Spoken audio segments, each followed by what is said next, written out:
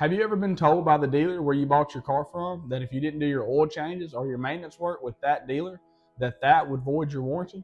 That's definitely not true, and I'm going to tell you the federal law that proves it. It's the Magnuson-Moss Warranty Act, and it's the federal law that applies in Mississippi and in every other state. Under this law, the manufacturer or dealer cannot require you to use their service department to keep your warranty valid unless they're giving you those services for free. So unless they're giving you free oil changes for the entire warranty period, then they cannot force you to service with them. In the 1960s and in the 1970s, manufacturers were doing something that caused mass consumer complaints.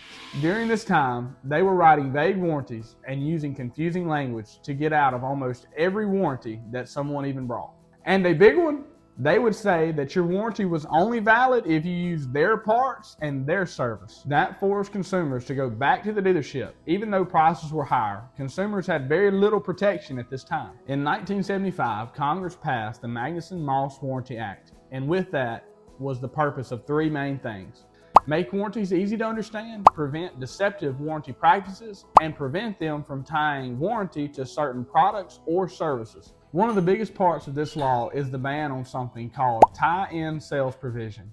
This means that the company can no longer say that your warranty is only valid if you buy this specific product from us or this specific service, unless they provide that product or service for free under the warranty. That's straight out of the federal statute. The reason why this law is so important is because warranty fear is powerful.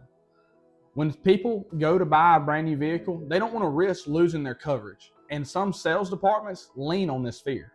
But legally, the manufacturer cannot void your warranty just because you want to use a repair facility that's an independent shop that you trust. They have to prove that improper maintenance caused the failure. So you do have responsibilities. You must follow the manufacturer's maintenance schedule and your owner's manual to a T, or do it more frequently than they even say.